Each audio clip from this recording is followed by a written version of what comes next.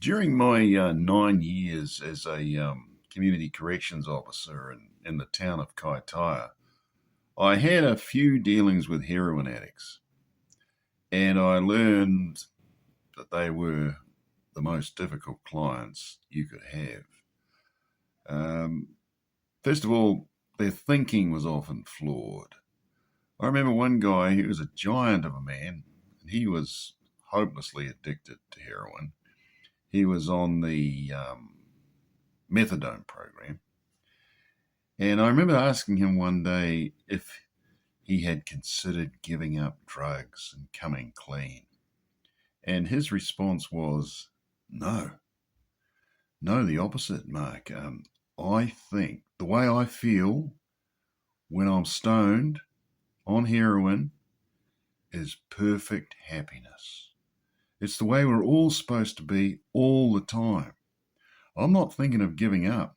What I want is the perfect amount and the perfect supply. So I can feel the way we're all supposed to feel all day, every day. Yeah, well, good luck with that one, mate. I couldn't talk him out of that.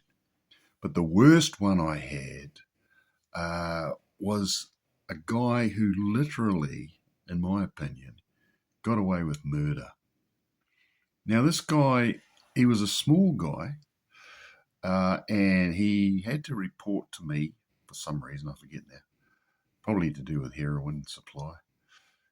And whenever he came into my office, he was there under duress. And whenever he spoke, it was a whiny, moaning voice. And, he'd say, you have to report next month. Oh, do I have to? But I got to know him, and I discovered that he was the son of a very, very wealthy man.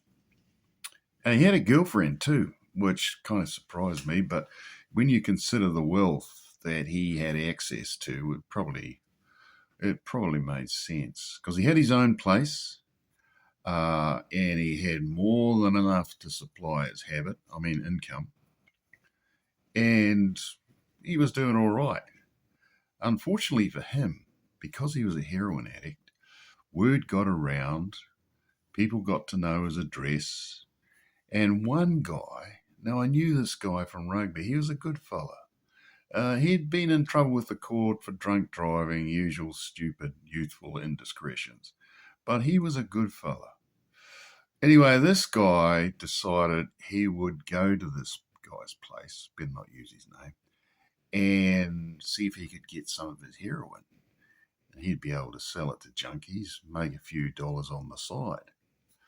Unfortunately, while he was in the house, this guy returned.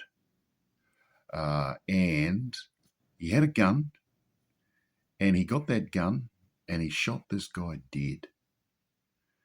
And when he phoned it in, he said there'd been a burglar there who had tried to rape his girlfriend, and he had shot him in self-defense. Of course, his parents hired the best of lawyers, and, you know, in New Zealand, you can get away, well, not get away, but you can justify using a firearm if the force you have used, a gun, is commensurate with the force that you were being threatened with. And his lawyer argued that because he was such a small man, and this guy, the Māori fella, the good fella, was a big man. He was big and powerful. He used to play rugby. He had a future in rugby too. Anyway, he got away with it. And those of us who knew the guy that he'd shot, we all knew that he'd lied on the stand. This guy was a good looking guy. He had girlfriends. There's no way he was going to break into a man's house and rape his wife or partner. It was wrong. Unfortunately, the prosecutor wasn't put in the picture. The defense lawyer. And as I say, he got away with murder.